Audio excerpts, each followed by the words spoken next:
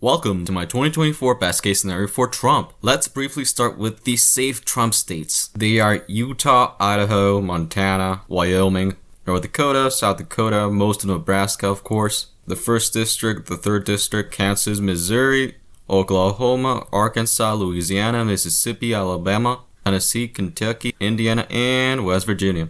While for the safe and Biden states, they are Washington, Oregon, California, Hawaii, Illinois, New York, Vermont, Massachusetts, Rhode Island, Connecticut, all these states over here, New Jersey, Delaware, Maryland, DC, and Maine's 1st District. All of this brings the safe states for Trump, DeSantis ticket, and Biden-Harris to 112 for Trump and 180 for Biden. Getting more interesting, the likely states for Trump are, starting with Florida, with both Trump and DeSantis being on the ticket, both really big household names here. They would have extreme turnout here from conservatives, and the fact that it keeps moving to the right in the past recent elections.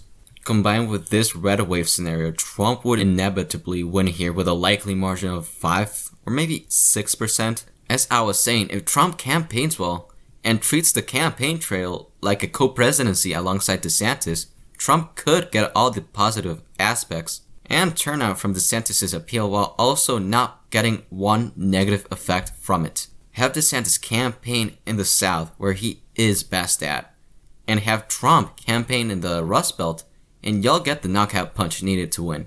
Moving on to Alaska, in 2016 and 2020, it didn't vote for the GOP by a safe margin, only by 10 around that margin, and even in this red wave, they would vote to the right, yes, but it will only go to around 13 or 14%. Would still be a 4-point gain from them, still big, but just wouldn't be enough to change it. Now for Ohio and Iowa, if things are going well for Trump, and things are the opposite for Biden and going horribly for his team, Trump and DeSantis could make some decent gains in the suburbs and overall here. Perhaps winning here by I would say 9%, perhaps 10 if things really are bad. Especially with this red wave scenario as well, I do think it's probably going to be around 9 for both states if things go for them well. Lastly, for smaller states and districts of South Carolina and Maine's 2nd District.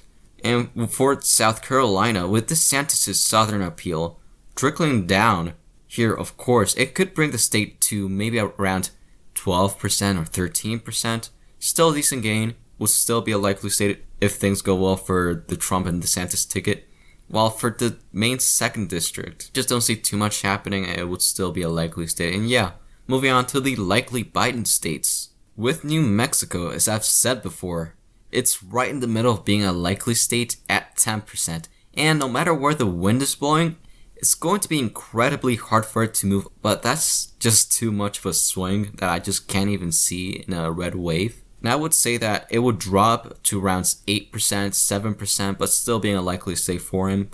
While for Colorado, it went to Biden in 2020 by 13.5%. Even a Trump and DeSantis tag team appeal would help in the suburbs, but it just wouldn't do much. It would still lower the margin, of course, but not enough to change it long-term or short-term, and it would be around 10% for Biden. Still 3% drop, but it's something.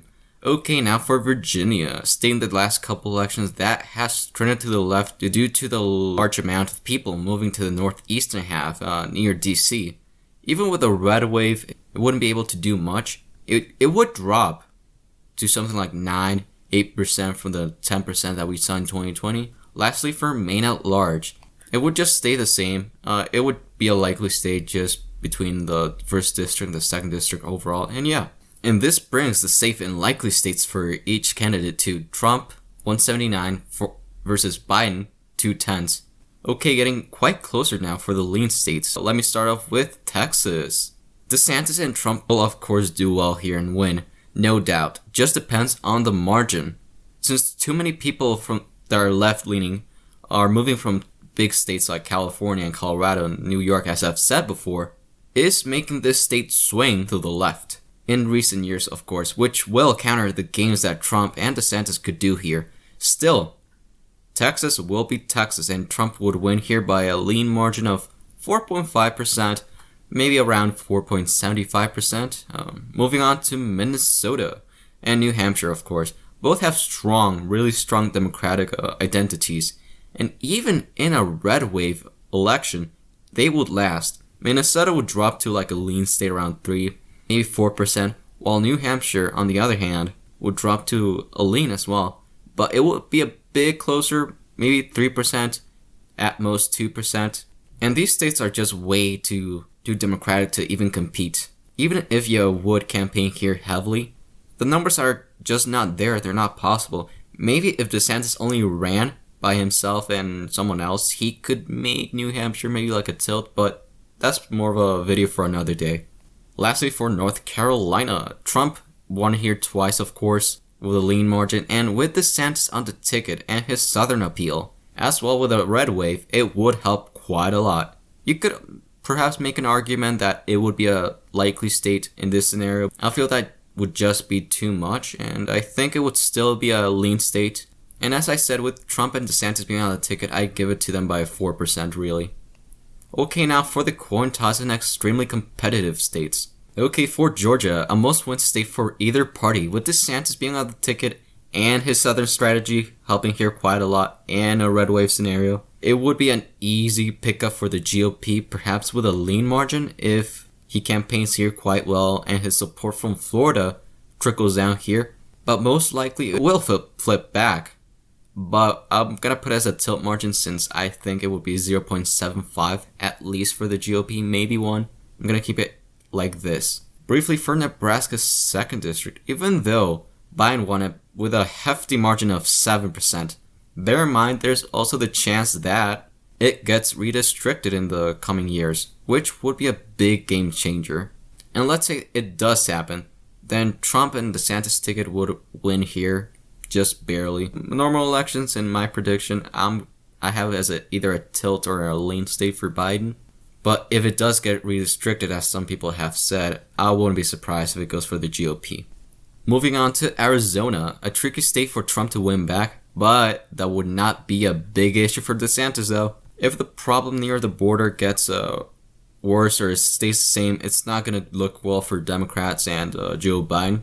And it will, of course, turn off voters from the Democratic Party as well. Furthermore, with DeSantis campaigning in the South and appealing to the establishment and suburban voters as well, it would be amazing for the Trump and DeSantis ticket, which would give the state back to Trump with a tilt margin of less than 1% if DeSantis does amazing.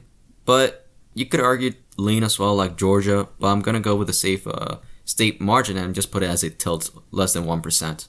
While for Nevada, by far the most interesting state here, with DeSantis campaigning well and not running as a VP, but more like a co-president in a red wave scenario with Biden or Democrat doing horribly and having low turnout as well, DeSantis would thrive here with his suburban and establishment appeal, as I've said before.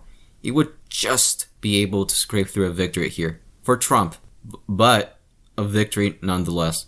Out of all these states I've talked in this video as of right now, this will be the closest state in 2024 with of course, a tilt margin. Could be something like outrageous, like 0.1% or like 0.25. This is just how I see things happening if things go horribly for Democrats. Finally, for the Rust Belt states, let's start with Pennsylvania, a state that has a lot of potential for both sides.